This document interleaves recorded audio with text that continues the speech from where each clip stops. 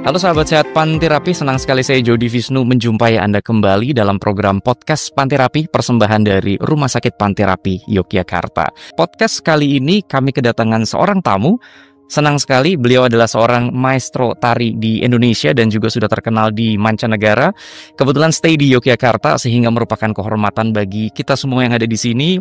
Sudah kedatangan seorang Bapak Didik Hadi Prayitno yang terkenal dengan sebutan Eyang Didik Ninito. Apa kabar, Eyang? Kabar baik. Sehat? Iya, puji Tuhan, alhamdulillah sehat. Oke. Jadi ini sering kita sapa dengan sebutan Eyang DNT ya. Iya betul. Oke, ya ada di media sosial, ada di YouTube channel beliau juga dan juga ada di Instagram, sehingga nanti perbincangan kita kali ini harapannya bisa mendengarkan pengalaman Eyang DNT selama berada di Yogyakarta, dirawat di Rumah Sakit Panterapi, juga pernah jadi pasien di sini dan juga pernah jadi seorang dalam tanda kutip penyembuh di sini. Wah, sebagai seorang penyanyi juga waktu itu dalam beberapa acara di Panterapi. Tapi kita menarik sekali karena acara ini yang sebetulnya kita mengangkat tema sehat di usia senja sebetulnya. Karena Rumah Sakit Panterapi ini kita membuat tematik friendly untuk geriatri. Jadi untuk mereka-mereka yang sudah di atas usia 60 tahun ke atas. Saya yakin Eyang masih di bawah 60 semangatnya. Saya masih 17. Masih 17 ya, oke. Menolak tua, tetapi memang sebetulnya itulah yang membuat saya yakin sekali, yang membuat Eyang sampai sekarang selalu semangat. Ya, itu menghindari pikun. ada ilmunya loh, Dok. Ada ilmunya gimana? Ilmu ular. Ilmu ular, gimana Jadi, ilmu? Kalau sudah keriput ganti kulit. Semangatnya diperbarui gitu ya. Oh, luar biasa. Nah, ya, sahabat sehat Panterapi, jangan lupa sebelum kita memulai podcast ini, follow akun Instagram Rumah Sakit Panterapi dan juga YouTube channel Rumah Sakit Panterapi. Jangan lupa Anda subscribe, dan nanti kita akan membahas lebih lanjut selama beberapa menit ke depan bagaimana Eyang Didik Ninito ini tetap sehat dan semangat di usianya yang sekarang, yang mungkin sebenarnya kita nggak beda jauh usianya, tetapi apa yang membuat beliau sampai sekarang masih tetap berkarya, semangat, dan juga memberikan waktunya untuk berbincang dengan kita di podcast Rumah Sakit Panterapi. Yang Didik Ninito, yang pertama ini kita mau bertanya dulu nih. Di tangan saya ada beberapa pertanyaan. Aktivitas yang masih dilaksanakan Eyang DNT saat ini apa saja? Yang jelas pertunjukan masih, dokter. Jadi saya bersyukur sudah diberi kesehatan, kekuatan lagi, sudah mulai pulih. Jadi menari masih beberapa kali masih menari. Sudah keluar kota juga. Lalu sanggar sudah mulai aktivitas. Ya muridnya belum banyak kembali seperti dulu, tapi ini sudah mulai pelan-pelan aktif begitu ya. Pelan-pelan aktif ya. Oke. Masih ngajar juga saya dengar yang membuat suatu pelatihan dan sebagainya. Iya. Ya, oke. Istilahnya untuk beberapa kayak sekolah dan yang lain-lain, mereka datang ke sanggar terus kemudian memberikan arahan untuk mereka. Iya, kemarin juga barusan ada yang privat khusus, maunya saya melatih khusus dari Kediri. Itu juga dia minta request kan, pengen saya yang mengajar langsung 1 jam gitu. Memang kalau saya mengajar saya batasi 1 jam. Dibatasi 1 jam. Karena alasannya adalah kalau kita lebih dari 1 jam sudah terlalu capek. Yang masuk itu kan juga akan beda kan? Oke. Jadi kualitasnya itu juga sangat diperhatikan kalau yang mengajar gitu ya. Oke. 1 hari bisa berapa banyak yang ajar secara private biasanya? Kalau saya sekarang paling 1, nggak berani banyak-banyak. Oke, ya. Jadi kualitas itu juga menjaga supaya kualitas hidup, istilahnya aktivitas yang DNT ini juga tetap terjaga ya. Bener. Memang harus bisa memanage ya. Jadi memanage itu tidak cuma memanage uang, tapi memanage waktu, itu kaitannya kan dengan kesehatan. Oke. Lalu menyadari kemampuan kita sendiri kan. Sekarang ini setelah saya pengalaman habis sembuh sakit, habis operasi, saya kan merasa kalau sudah capek itu harus istirahat. Walaupun hanya 5 menit, 10 menit, itu relax bentar gitu. Nanti sudah kembali lagi tenaganya baru. Jadi jangan dipaksakan. Kita harus menyayangi tubuh sendiri kan, Dok? Oke, luar biasa. Menyayangi tubuh sendiri tidak boleh memaksakan, gitu kan? Sadar akan kemampuan kita dan juga setelah nanti, karena begitu setelah istirahat kan kita refresh lagi harapannya, bisa beraktivitas lagi dengan baik. Karena kita lupa mencintai tubuh kita sendiri. Oke, Seperti contohnya dok, saya dengan Ya. kaki itu perhatian sekali. kaki. Betul. Gimana ceritanya? Saya sering menciumi kaki saya sendiri juga. Oh. Itu kan nggak terpikirkan ya. Masih lentur, masih bisa mencium kaki Masih. sendiri. Oh iya. Jadi saya bersihkan, jangan Oke. sampai kaki itu bau, ya. Oke. Itu kan juga bermanfaat, itu bagian dari tubuh kita ya, kita Baik. cintai. Baik. Sehingga otomatis kan ya nanti ya akan ada feedbacknya lah. Begitu. Oke, ya sebagai tempat istilahnya sebagai alat untuk melangkah. Nah, Betul. melangkah. Kalau nggak bisa punya kaki, kakinya sakit kan nggak bisa jalan. Oke, luar biasa. Ini hari hal kecil. Eyang Denti ini sangat memperhatikan hal kecil. Luar biasa. Eyang, waktu itu kan sempat juga menjadi pasien di rumah sakit Panti Rapih, di rumah sakit kami. Pernah dirawat di sini, kemudian waktu itu sempat sakit dan baru-baru ini setelah itu juga memposting di akun Instagram Eyang Denti pengalaman beliau juga dirawat di sini. Sebetulnya itu bagaimana Eyang? Ceritanya, kisahnya itu dari awal dirawat, kemudian ya apa yang Eyang dapatkan pada saat itu? Silakan. Kalau pengalaman dengan Panti Rapih, saya memang dari ibu saya dulu. Oh baik. Tahun 76 itu ibu saya kan tumor kandungan. Oke. Sampai seperti hamil begitu. Ya. Lalu saya waktu itu kan masih baru di Jogja, saya masuk Jogja tahun 74. Oke. Lalu saya nggak tega kan ibu itu, maunya dioperasi nggak mau, tapi akhirnya saya bilang saya udah punya uang bisa operasi. Akhirnya saya bawa beliau ke dokter, aku lupa namanya dokter waktu itu di Sosrowijayan prakteknya, Baik. pakai sepeda motor. Ya. Lalu dirujuk ke Panti Rapih. Karena saya masih buta, jadi saya ikut aja sampai di sini. Oke. Langsung ditangani cepat. Jadi Oke. harus dioperasi, bla bla bla, dan berhasil. Hmm. Dan uang saya yang saya siapkan untuk beli sepeda motor 200.000 waktu itu masih sisa untuk membayar biaya operasinya. Oke. Nah itu, dan saya melihat penanganannya sangat cepat, tidak bertele-tele, dan juga saya merasa senang dan merasa puas dan terima kasih. Sampai sekarang ibu saya sehat. Usianya udah 90 tahun. 90 tahun. Oke, luar biasa. Lalu kalau pengalaman yang di Enti sendiri ya pada saat terakhir dirawat. Wah, yang terakhir itu saya kan kebetulan kena COVID 2 kali ya. Oke. Yang pertama sempat opname di sini selama 10 hari. Baik. Itu juga pengalamannya luar biasa. Kemudian waktu saya operasi juga begitu. Ya. Nah, di sini memang yang saya suka itu keramahan dari para perawat dan dokternya. Baik. Ya. Dari dulu deh. Karena waktu saya periksa mama saya tahun 76 itu juga begitu. Jadi saya merasa bahwa mereka memperlakukan pasien itu sama, nggak membedakan ya. Apalagi terus kalau yang sekarang tahu saya siapa loh, jadi itu pasti ada plus-plusnya kan. Oke. Baik. Tapi zaman dulu juga waktu mereka belum kenal saya kan, tahun 76 kan belum kenal siapa saya kan. Ya. Itu juga pelayanannya juga menurut saya wajar, tidak berlebihan begitu, dalam arti dia menghargai. Berarti kan menghargai nyawa orang, benar nggak dok? Oke. Kalau rumah sakit yang tidak menghargai nyawa orang itu gimana nanti? Oke. Ini menarik sekali. Jadi yang di Enti dulu pernah belum lama ini tahun 2021 ya, sempat dirawat di sini juga. Terus kemudian sempat juga menuliskan, saya punya tulisan tangan yang di Enti di sini. Oh ya? Oke. Ada kata-kata di sini. Saya akan bacakan di bagian terakhir karena ini dimasukkan ke dalam kotak saran masukan untuk perkembangan rumah sakit Panti Rapih. Beliau mengatakan, tulisan ini belum saya tujukan ke beliau dalam perjalanan podcast tadi.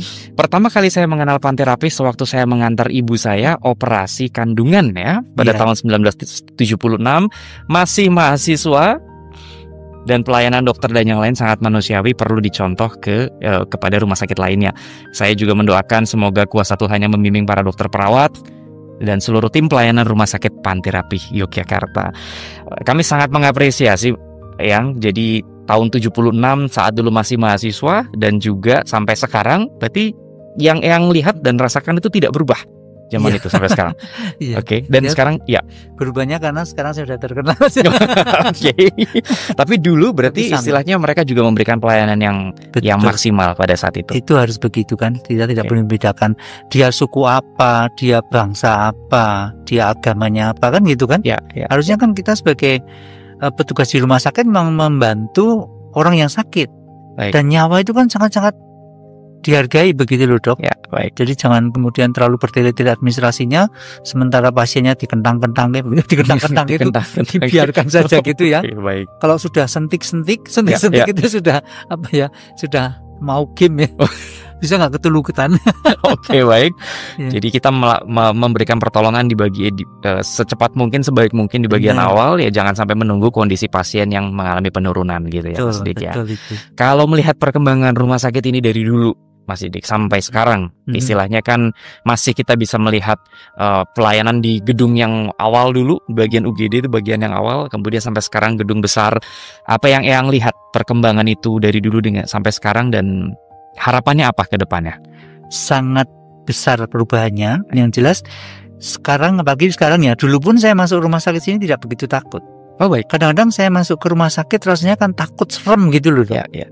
Tapi waktu saya ke panti terapi itu bersih, kemudian apalagi sekarang nyaman banget kan, ada kafenya ya, kemudian jadi pasien itu memang harusnya ada sisi healingnya ya. Sisi healing. Betul, jadi kita tinggal di rumah sakit itu tidak merasakan kita benar-benar depresi karena sakit kemudian nanti sembuh atau tidak dan sebagainya. Jadi suasana itu membantu untuk recovery pasien, saya rasa, Dok. Oke. Jadi rumah sakit panti terapi saya rasa sudah melakukan itu.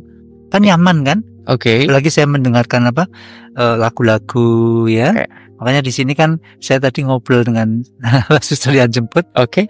Gamelan itu sebenarnya kan pernah digunakan atau mungkin ada digunakan di luar negeri untuk di rumah sakit. Oh baik. Saya lupa di Inggris atau di Jepang ya. Itu untuk healing juga.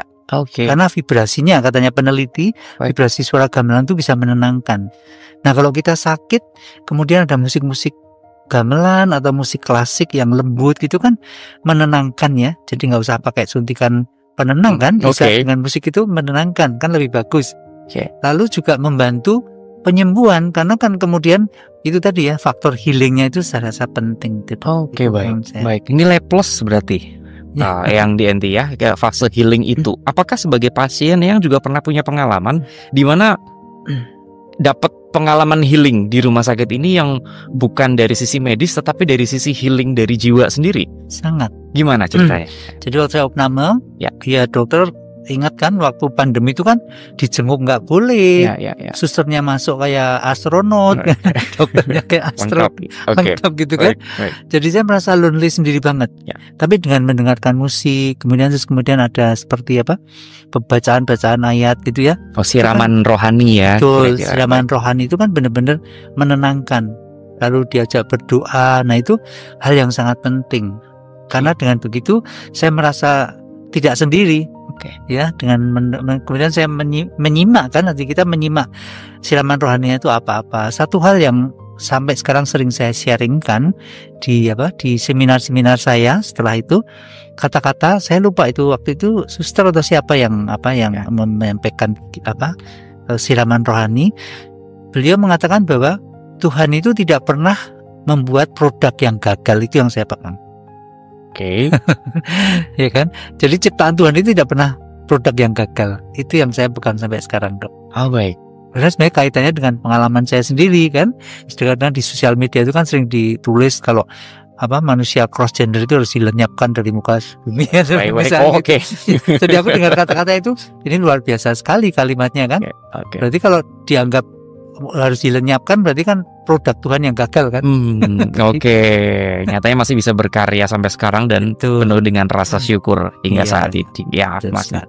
Nah, yang kalau seandainya mengatakan bahwa pelayanan dulu sampai sekarang gitu kan, terus kemudian kan otomatis yang itu kan sudah berjalan sekian puluh tahun pengalaman, baik itu di dunia istilahnya di dunia entertainment, kemudian juga sebagai seorang aktivis juga ya di masyarakat juga, dan kemudian yang Didik Nini Talk ini tidak banyak istilahnya kalau ketemu beliau terus kemudian ada persiapan protokoler yang panjang, itu tidak gitu kan. Beliau ini sangat-sangat friendly dalam hal ini. Kalau pasti akan bisa juga merasakan lelah Eyang ya. Nah, untuk sebagai topik inti, bagaimana kita bisa menjaga kondisi kita sampai saat ini, yang sudah istilahnya berusia saat ini, pengalaman puluhan tahun, tipsnya gimana untuk menjaga supaya bisa tetap awet muda dalam tanda kutip, tetap sehat dan semangat? Resepnya apa? Mungkin resepnya positive thinking ya. Positive thinking. Jadi yang itu termasuk orang yang sering dibohongin orang, nama yang sering dimanfaatin orang. Oke. Untuk macam-macam ya, keperluan pribadi itu biasa ya, sifat manusia. Tapi saya tuh kalau ketemu orang kan berusaha untuk positive thinking, Oke. tidak seudon istilahnya ya, Baik. begitu. Kemudian ya kita harus banyak memberi semampu kita, lalu banyak menanam karma baik, sudah gitu. Sehingga kan menurut saya kalau kita tidak tidak negative thinking itu kan tidak terlalu banyak beban. Baik. Kita berbuat sesuatu ikhlas kan, tidak mikir dibales atau dan sebagainya. Itu jadi nggak beban. Misalnya saya membantu orang, kemudian udah lupa ngapain, gitu aja lupa kan. Seperti pernah kejadian ada yang suami istri datang ke rumah yang dan memberikan hadiah gini-gini, saya kan lupa kenapa saya pernah berbuat apa, kan lupa. Terus dia cerita katanya waktu dia nikah saya menari nggak dibayar, katanya begitu. Hal begitu itu kan kalau kita ikhlas kan kita nggak ingat-ingat. Oh baik. Kalau kita nggak ikhlas berarti kan beban terus. Oke. Oh, saya sudah berbuat baik sama si A, kapan dia membalaskan, begitu kan? Nah, itu kadang orang gampang ngomong ikhlas tapi sebenarnya melakukan tidak gampang. Oke. Ya kan? Makanya kan jarkoni. Oke. Pinter ngujar iso nglakoni. Oke. Ini berarti yang membuat, kalau tadi yang sempat mengatakan berarti berbuat baik kepada sesama kan harapannya kan kita dengan mudah untuk melaksanakan ya. Iya. Tetapi ada juga kemungkinan-kemungkinan di mana pernah mengalami kejadian ditipu atau dibohongin. Otomatis kan bagaimana caranya yang untuk bisa menghadapi kalau seumpama kita tidak mengharapkan, tetapi mungkin sahabat sehat Panti Rapih bisa belajar kepada Eyang Didi Nintowo menghadapi kondisi yang seperti itu, di mana ada masalah di keluarga, ya aktivitas atau dengan rekan sejawat dan sebagainya, yang kemudian membuat kita menjadi kayak sering berkeluh kesah. Tipsnya bagaimana supaya kita bisa tetap happy, monggo ya? Ya mungkin karena saya komedian. Oke. Jadi saya sering, hobi saya nonton film kartun misalnya. Oke. Itu salah satu healing atau hiburan ya. Oke. Nah, kita hobinya apa? Itu untuk mengalihkan stressing yang sedang kita alami. Kalau saya pasti nonton film di TV kan. Kalau mungkin dokter ke tempat saya punya koleksi buku Walt Disney itu ada berapa ratus mungkin ribuan ya. Karena saya senang sekali komik itu. Komik Disney itu kan lucu-lucu kan? Ya. Nah, komedi itu sebenarnya healing, Dok. Oke. Saya pernah membaca artikel seorang dokter dari Malaysia. Dia mengatakan bahwa healing melalui komedi. Jadi sebenarnya itu yang sangat penting dan tidak disadari. Karena menurut penelitian dalam tulisan itu, kalau kita itu tertawa sekian menit itu katanya tubuh memproduksi melatonin dengan serotonin kalau nggak salah saya lupa, dan itu berkombinasi untuk menetralisir adrenalin.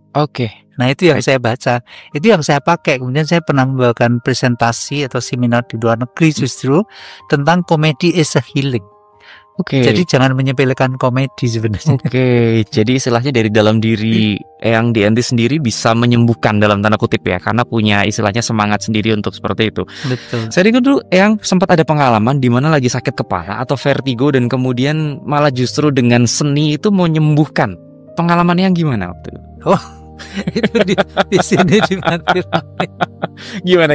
Jadi waktu itu saya pernah periksa karena pernah mengalami vertigo itu, katanya terlalu sering naik pesawat. Apalagi kalau pulang dari luar negeri itu kan lama di pesawat ya, sehingga kan tekanan udara itu membuat seperti nggak seimbang, keseimbangannya terganggu. Nah waktu itu saya janji sama dokter mau periksa di Panti Rapih karena saya sudah terlanjur jatuh cinta. Panti Rapih, kemudian sampai ke Panti Rapih saya datang, tiba-tiba saya kan kenal banyak suster di sini, suster biara kan, langsung ditarik, Mas ini kesini, ikut saya dulu. Kemana suster, saya mau periksa. Sebentar, dibawa ke taman, kan ada healing garden kan. Healing garden, ini ada acara healing garden, Mas ini nyanyi dulu. Jadi aku nyanyi sama ngelawak. Saya lihat mereka sudah lihat saya tepuk tangan, masa saya mau lari kan nggak bisa kan dong. Waduh nih suster saya dijebak ini. Akhirnya saya nyanyi, saya ngelawak, guyon-guyon sama pasien gitu. Malah vertigo saya hilang. Sembuh. Saya cerita sama dokternya, dokter saya sudah diperiksa, mau periksa vertigo, malah sekarang sudah sembuh ya. Tapi tetap dikasih vitamin.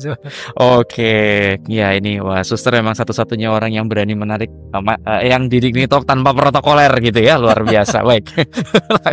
Dan waktu itu jadi istilahnya bisa happy karena memberikan happiness kepada orang lain. Betul. Salah satunya itu ya. Itu mungkin yang dikatakan karma baik ya, Dok ya. Karma baik. Kita kalau berbuat ikhlas, karma baik itu selalu, dan menanam karma baik itu pasti efeknya bagus deh. Itu pengalaman saya begitu. Ya apa yang ditabur akan dituai nantinya. Benar, dan tidak gampang loh, Dok. Ikhlas itu tidak gampang. Itu tadi jarkoni. mau cari gampang lakoninnya angel, ya kan? Ikuti yang dokter katakan gitu kan, bukan yang dokter lakukan gitu ya. Kadang-kadang dokter ngelakuinnya juga susah gitu, kita sebagai seorang dokter.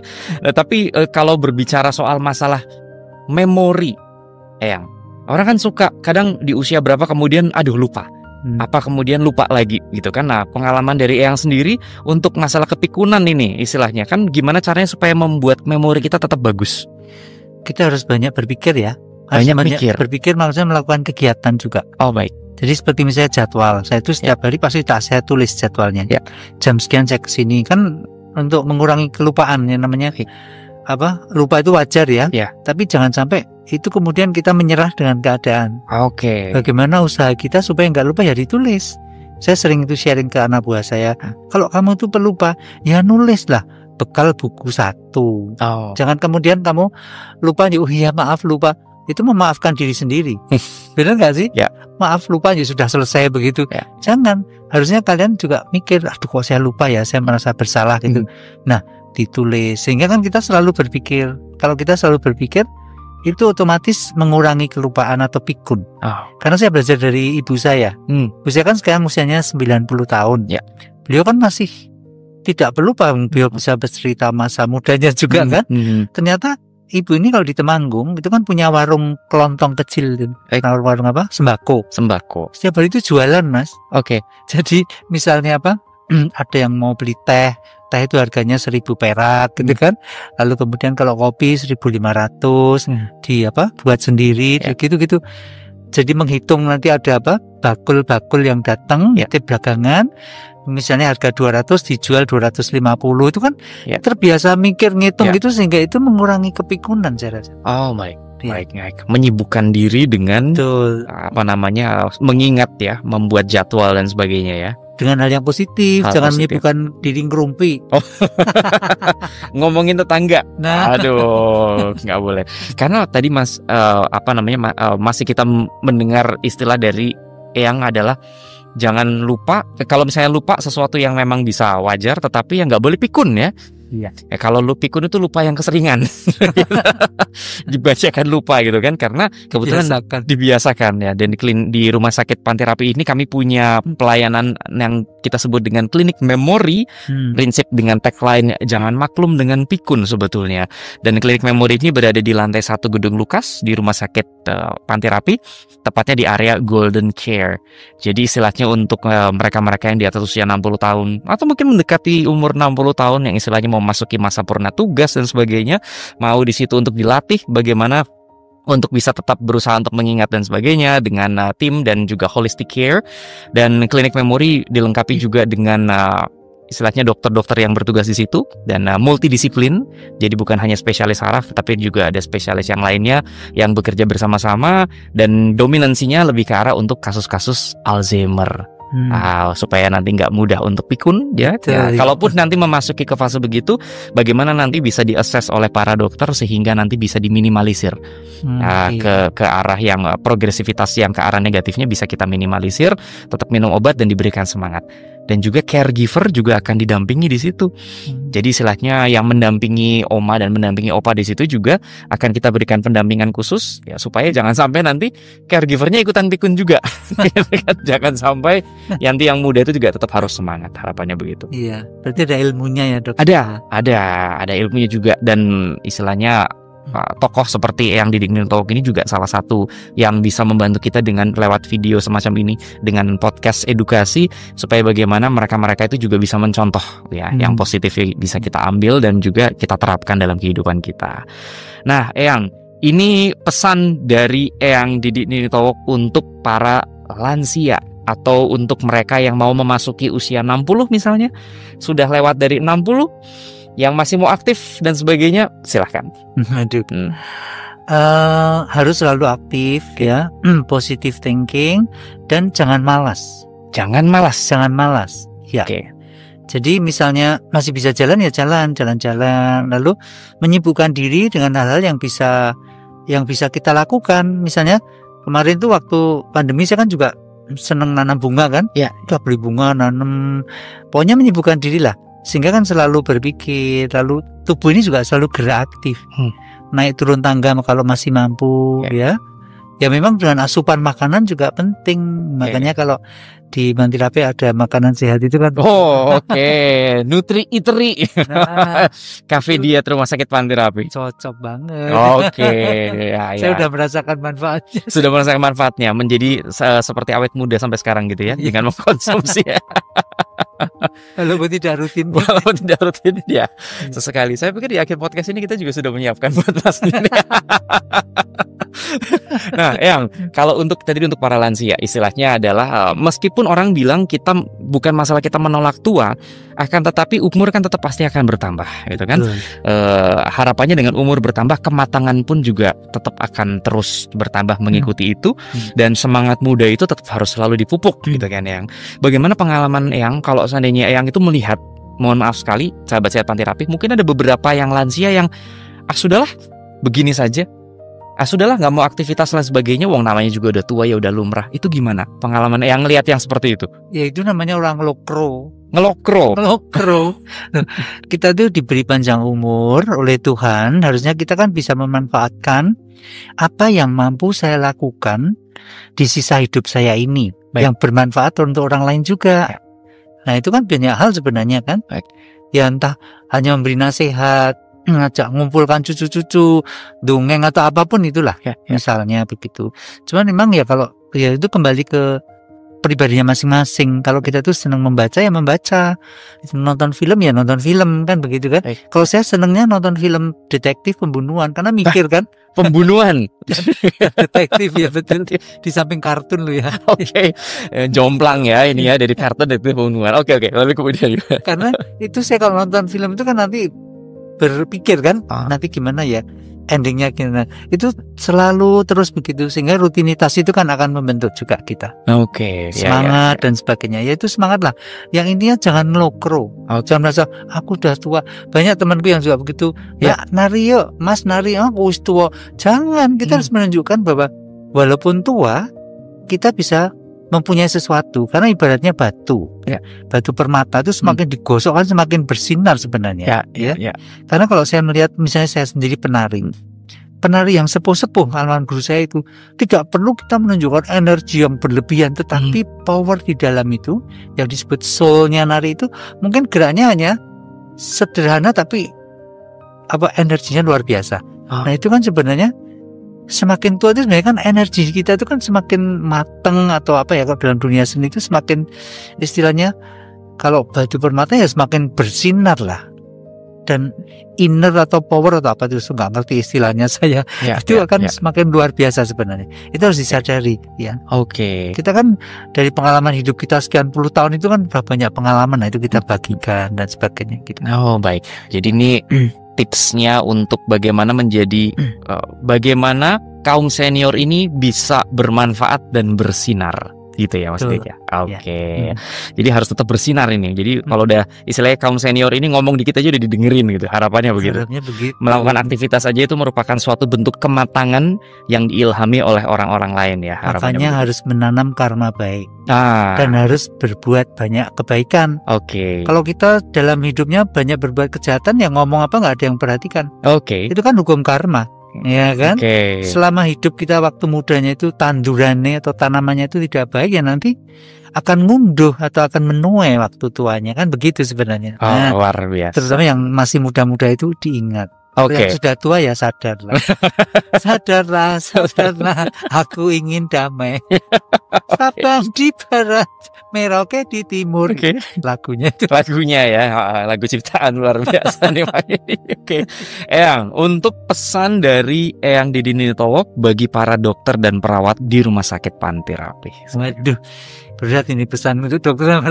Dokternya di depan ini. Saya berasa diseramain hari ini. Silakan ya.